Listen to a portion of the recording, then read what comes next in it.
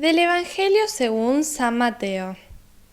El que ama a su padre o a su madre más que a mí, no es digno de mí. Y el que ama a su hijo o a su hija más que a mí, no es digno de mí. El que no toma su cruz y me sigue, no es digno de mí.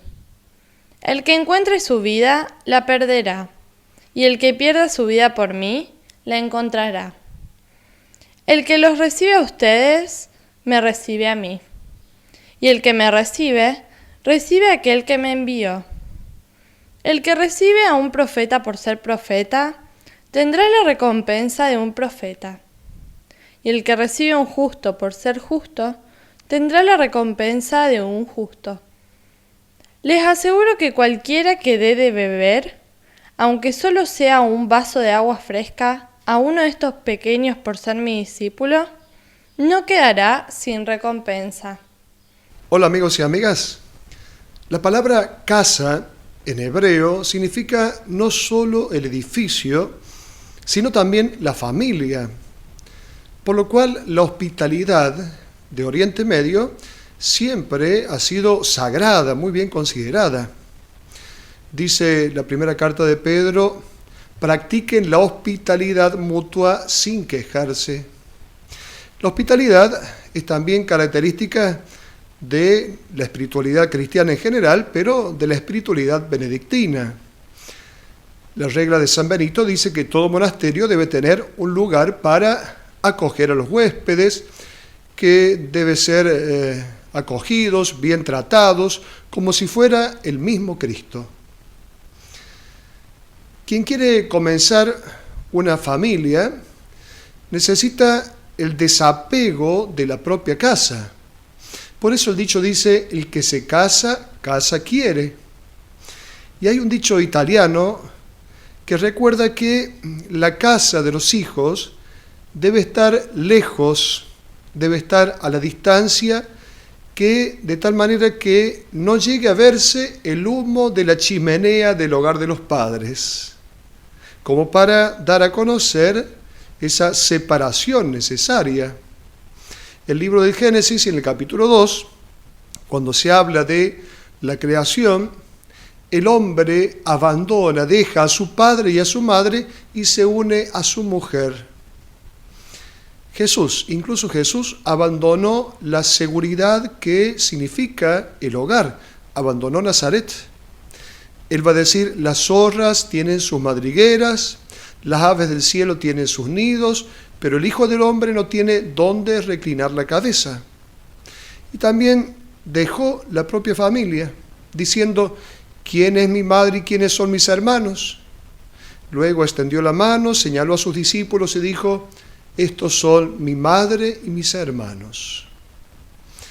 Y a aquellos que quieren seguirlo, les pide esa misma disponibilidad, el coraje para tomar vuelo hacia una realidad superior, que los va a introducir en un nuevo hogar, una nueva familia, que va a ser la familia de Dios.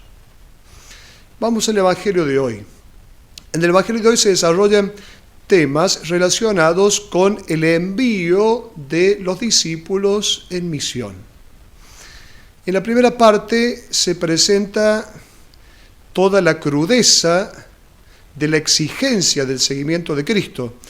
Se manifiestan las renuncias de esta radicalidad del seguimiento de Cristo, totalmente inaudita.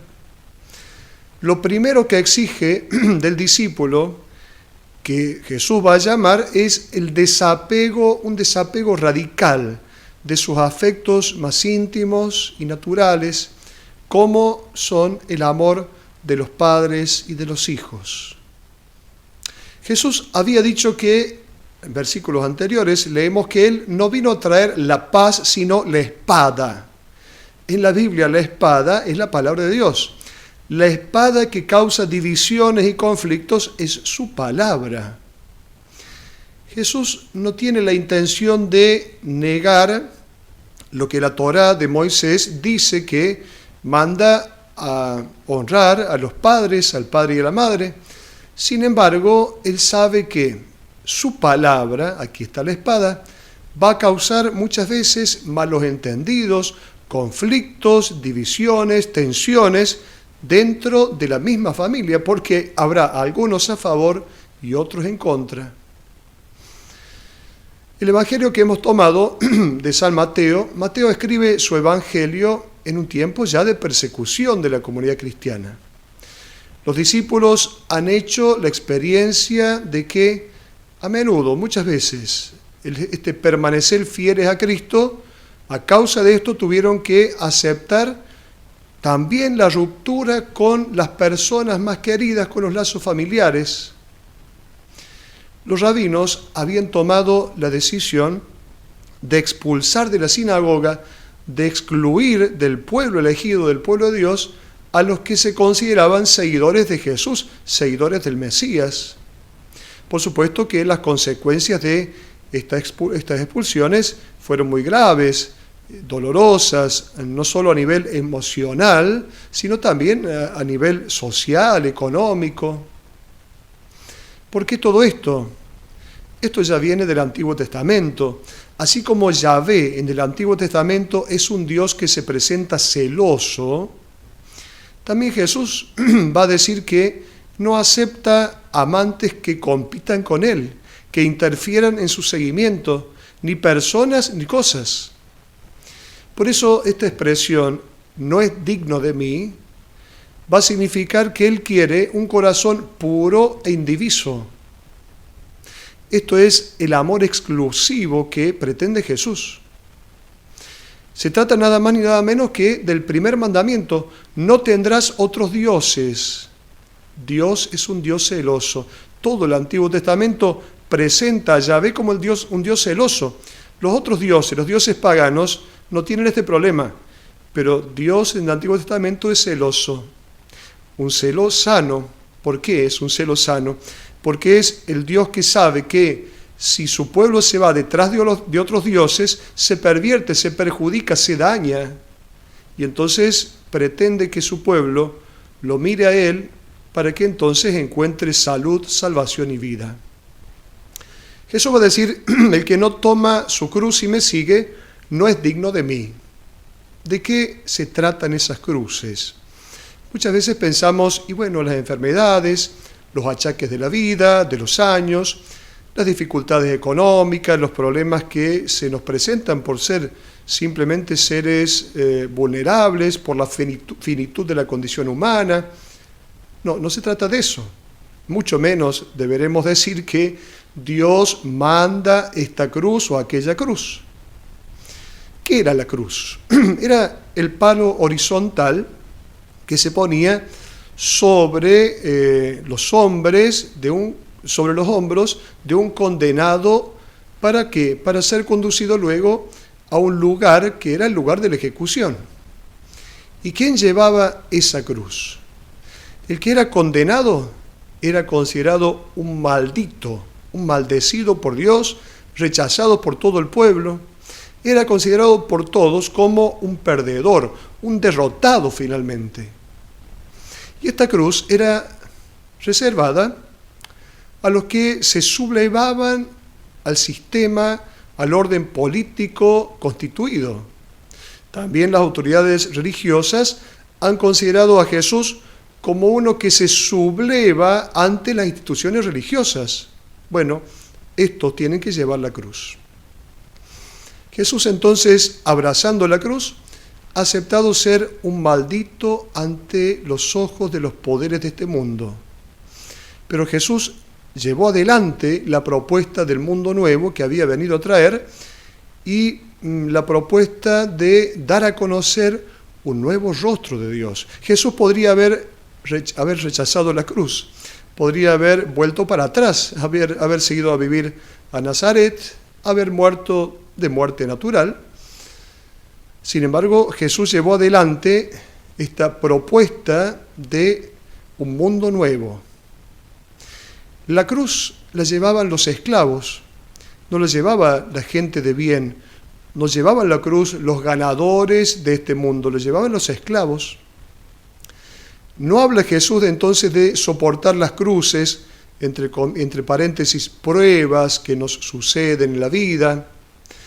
Estas no hay que abrazarlas, estas llegan solas, estas pruebas de la vida no se toman, llegan solas. Jesús dice, el que quiera seguirme tiene que tomar la cruz, abrazar la cruz.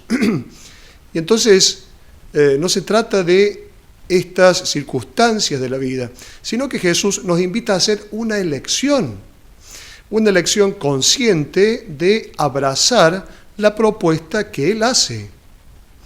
La cruz indica entonces la elección de quien se considera esclavo, de quien se da cuenta de que no se pertenece, de quien depende de la voluntad de otro, del patrón.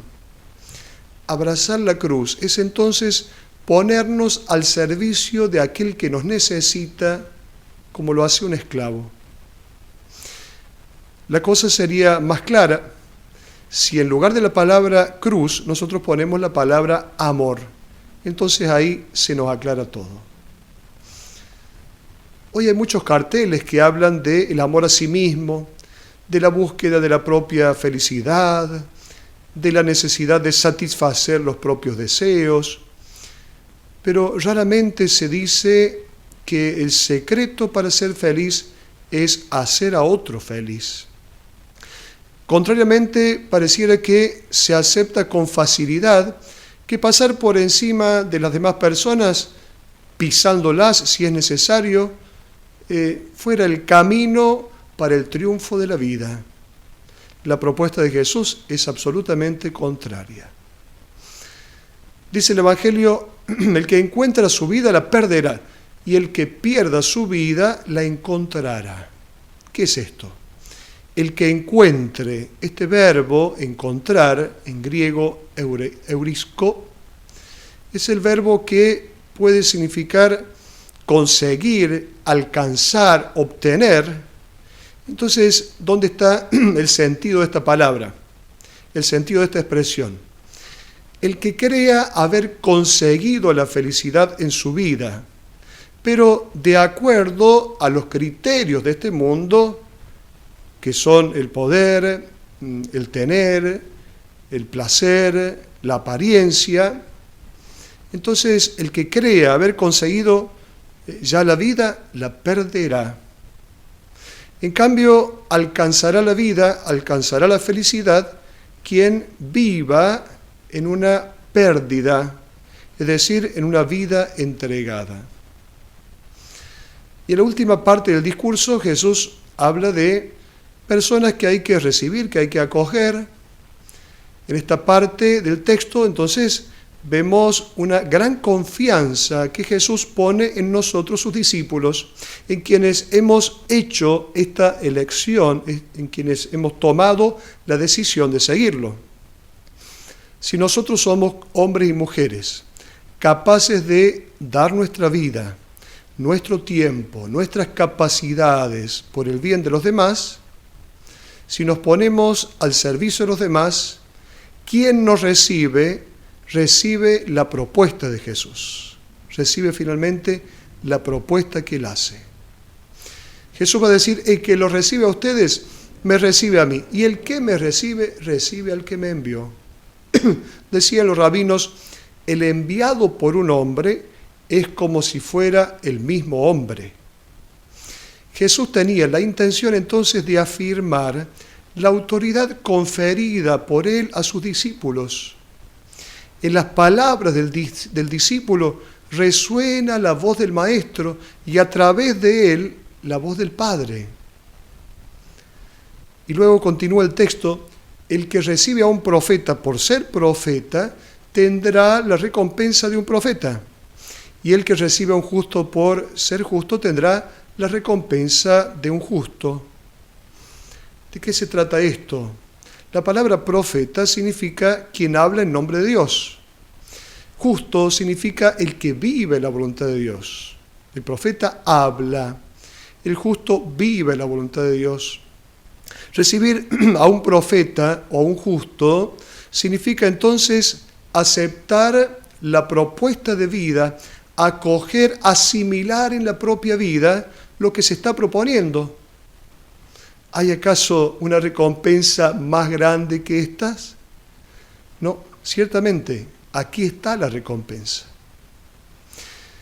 Y termina el Evangelio diciendo, les aseguro que quien les dé de beber un vaso de agua, quien dé de beber un vaso de agua fresca a uno de estos discípulos, a uno de estos pequeños por ser mi discípulo, no quedará sin recompensa. Dar un vaso de agua en la cultura semita significa también acoger a una persona en la propia casa. Acoger la pequeñez, se habla de los pequeños, acoger la pequeñez significa acoger la propuesta de Jesús. Jesús va a decir, tienen que hacerse como niños para entrar en el reino de los cielos. Esta es la mejor recompensa. Hasta la próxima.